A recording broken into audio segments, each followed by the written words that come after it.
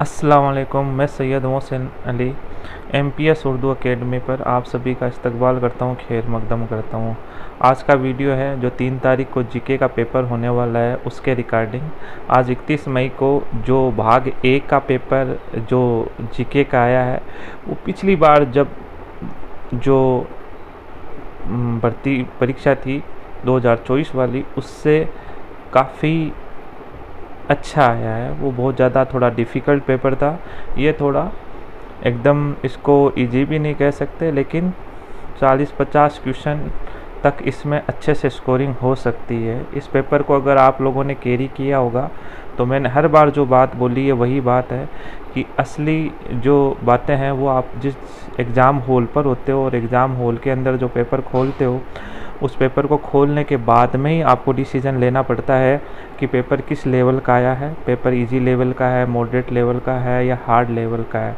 और आपने देखा होगा कि मैंने कहा था कि आप लोगों के जो स्ट्रॉन्ग पक्ष है उसको आप मजबूती के साथ तैयारी करो, वो आपको अच्छे नंबर दिलाएंगे।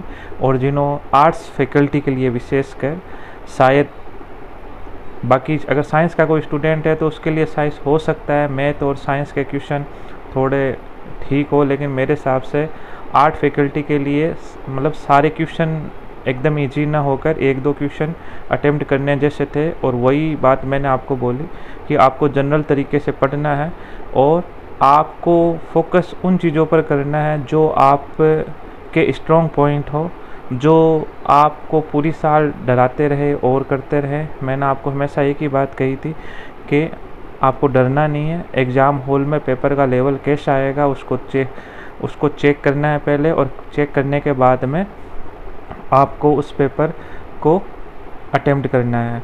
और आज का पेपर जिन्होंने अपने स्ट्रॉन्ग पक्ष को साथ में रखते हुए, जिसमें हिस्ट्री है, भूगोल है, आपका मैनेजमेंट है, राजनीति के क्वेश्चन है, ठीक है, करंट अफेयर हो सकता है हाफ हाफ रहा होगा आप लोगों का, लेकिन जो पेपर में नंबर दिलाने वाला पोर्शन था वो काफ़ी ठीक था। जिन्होंने बढ़िया तैयारी की है, रेगुलर प्रैक्टिस की है, बार बार रिवीजन किया है, उनको वो जो 40% वाली दिक्कत इस पेपर में शायद नहीं आनी चाहिए मेरे हिसाब से। और बाकी अगर प्रैक्टिस और पढ़ाई में कमी है तो एक अलग चीज़ है। और मैथ साइंस के क्वेश्चन ठीक है जितने आपसे अटेम्प्ट हो, क्योंकि 1-2-4 क्वेश्चन ऐसे भी हैं जो टाइम खाने वाले होते हैं, जिसकी वजह से आपके बाकी क्वेश्चन छूटने का डर रहता है।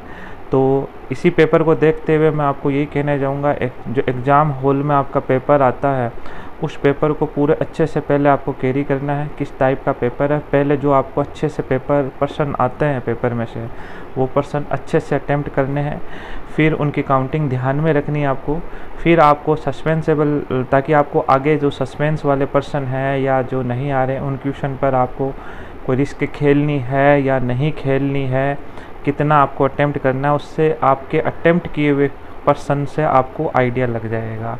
एक बात ये भी ध्यान रखना, जब अपन फर्स्ट राउंड में पेपर, ये मेरा एक्सपीरियंस है, पेपर जब अटेम्प्ट करते हैं सही तो उसमें भी कहीं ना कहीं अपने 2-3 क्वेश्चन गलत रहते हैं, हमें पता नहीं चलता। लेकिन जब एग्ज़ाम हॉल से बाहर आते हैं तब हमें पता चलता है कि बाई मिस्टेक या ध्यान नहीं होने की वजह से या सही नहीं पढ़ने की वजह से वो क्वेश्चन आते हुए आपके गलत हो जाते हैं। तो वो सारी चीज़ें आपको एग्ज़ाम हॉल में ध्यान रखनी है।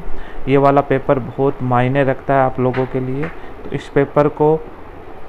पेपर को आपको सही से पढ़ना है। और क्वेश्चन आपको, कुछ क्वेश्चन ऐसे होते हैं जो मेरे साथ भी होता है, आपको सही से रीडिंग लगानी है। और कई जो ऑप्शनल क्वेश्चन होते हैं जैसे इसमें ABCD वो वाले पूरे ऑप्शन ध्यान से पढ़कर आपको सही से वो प्रश्न का उत्तर आपको देना है। बाकी आप, अगर आपने आज वाला जीके का पेपर नहीं देखा है तो आप उस पेपर को देखकर अपना आइडिया लगा सकते हो कि आप किस लेवल पर हो।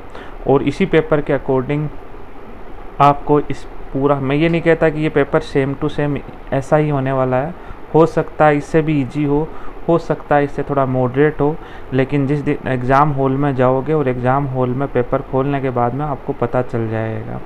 तो शायद हो सकता है आपकी बार पेपर का लेवल RPC ने थोड़ा ठीक रखा हो तो थोड़ा संभल के, कई बार इजी पेपर के चक्कर में अपन गलत या माइनस मार्किंग ज़्यादा ले लेते हैं, तो उसका पूरा ध्यान रखना है। अगर माइनस मार्किंग ज़्यादा ले ली तो आपके 40% वाली दिक्कत आ जाएगी।